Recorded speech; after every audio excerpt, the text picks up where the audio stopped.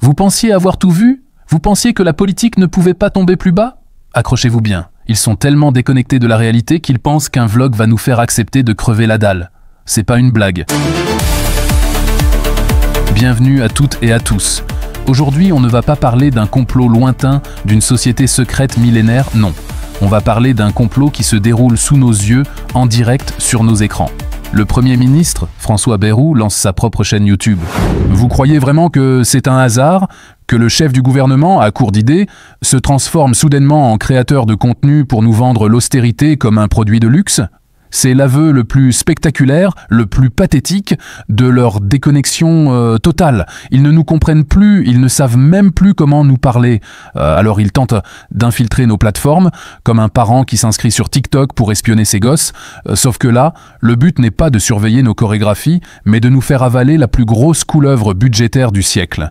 L'information, confirmée par Matignon et balancée par Le Parisien comme si c'était une idée de génie, est la suivante.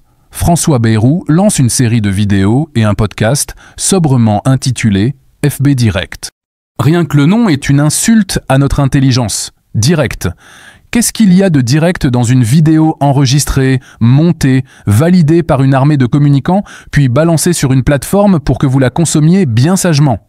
Le seul truc direct, c'est le mépris qu'ils ont pour nous, en pensant qu'on va gober ça. Bayrou justifie cette mascarade par un besoin de parler en direct avec les Français, pour qu'ils puissent se forger une opinion. Attendez, je relis la phrase parce que c'est extraordinaire. Un besoin de parler en direct avec les Français pour qu'ils puissent se forger une opinion. Il a fallu attendre 2025 et une situation économique désastreuse pour qu'un Premier ministre ressente le besoin de nous parler. Mais il faisait quoi avant ? Ils communiquaient par signaux de fumée depuis le dernier étage de leur ministère? Non, la vérité, elle est beaucoup plus simple et beaucoup plus sordide. Ils ne viennent pas pour dialoguer. Ils viennent pour prêcher. Ils ont perdu la bataille de l'opinion dans les médias traditionnels qu'ils contrôlent, pourtant. Alors ils débarquent sur YouTube, le dernier espace de liberté relative, non pas pour écouter, mais pour tenter de noyer la contestation sous un flot de propagande bienveillante. Mais pourquoi cette panique ? Pourquoi ce besoin soudain de devenir notre youtubeur préféré? La réponse tient en un seul chiffre, un chiffre qui leur donne des sueurs froides, un chiffre qui sonne comme le début de la fin pour eux. Ce chiffre, c'est 72%. Selon un sondage de l'IFOP, 72% des Français, soit près des 3/4 de la population, jugent que les efforts qu'on nous demande ne sont absolument pas équitablement répartis. Ce n'est plus de l'opposition, c'est un rejet massif. C'est le peuple qui regarde le roi et qui lui dit « Ton discours, on n'y croit plus ». Ce chiffre, c'est la raison pour laquelle Bayrou est obligé de quitter son palais pour venir mendier notre attention sur Internet. Parce que 72%, c'est un chiffre de pré-insurrection. Ils le savent. Ils ont lu les mêmes livres d'histoire que nous. Ils savent ce qui se passe quand le peuple estime que l'injustice a dépassé les bornes. Alors, au lieu de changer de politique, ils changent de stratégie de com. C'est tellement plus simple. Ne pas toucher aux privilèges des puissants? Non, surtout pas. Plutôt, faire une petite vidéo pour expliquer aux pauvres que c'est pour leur bien. Et comment compte-t-il nous convaincre, notre nouveau TikToker en chef? Avec quelle mesure géniale va-t-il nous prouver que l'effort est juste? Accrochez-vous, c'est du grand art. Première proposition, la suppression de 2 jours fériés. Vous avez bien entendu, le problème de la France, ce n'est pas l'évasion fiscale massive, ce n'est pas la spéculation financière, non. Le problème, c'est votre lundi de Pentecôte. C'est ce jour de repos où vous avez le malheur de ne pas créer de la valeur pour leurs amis du CAC 40 qui vous est reproché. C'est d'une lâcheté sans nom. Ils s'attaquent à un acquis social, un moment de répit pour des millions de gens, en le présentant comme un sacrifice nécessaire. Mais un sacrifice pour qui? Pour sauver quoi? Certainement pas nos services publics qui s'effondrent. Et la deuxième idée lumineuse? Le gel des prestations sociales et des retraites. Voilà le cœur du réacteur. On ne touche pas aux dividendes records, on ne touche pas aux niches fiscales qui coûtent un pognon de dingue, non. On gèle ce qui permet à des millions de gens de survivre. On dit aux retraités qui ont cotisé toute leur vie « Votre pension n'augmentera plus, démerdez-vous avec l'inflation ». On dit aux plus précaires « Les aides qui vous permettent de ne pas sombrer, on appuie sur pause ». C'est ça, leur vision de l'effort équitablement réparti. C'est toujours le même principe, on prend à ceux qui ont le moins, parce que ce sont ceux qui se défendent le moins. Mais attendez, le spectacle n'est pas fini.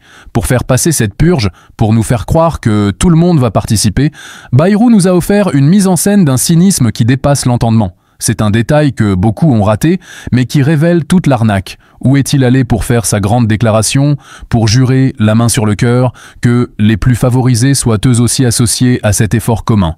Dans une usine? Dans une PME? Non. Il s'est déplacé dans les locaux de Tracfin.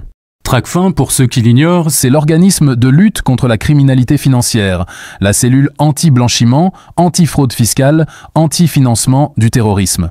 Le symbole est monstrueux et l'ironie est à pleurer.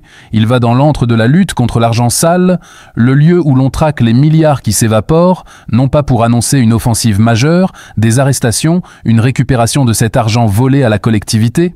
Non. Il y va pour faire une photo et nous dire « Promis, on va aussi demander un petit quelque chose aux riches ». C'est une manœuvre de diversion grotesque. Il nous montre le loup, il nous dit qu'il sait où est la niche du loup, mais au lieu de sortir le fusil, il nous explique qu'il va lui demander poliment de rendre un os. C'est un pacte de non-agression avec la grande délinquance financière déguisée en acte de justice. Il utilise Tracfin comme un décor de théâtre pour nous faire croire qu'il s'attaque au sommet de la pyramide, alors qu'en réalité, il ne fait que consolider la base pour que le sommet reste stable. Cette technique de communication, cette tentative désespérée de reprendre le contrôle du récit en utilisant un nouveau média, ça vous rappelle rien ?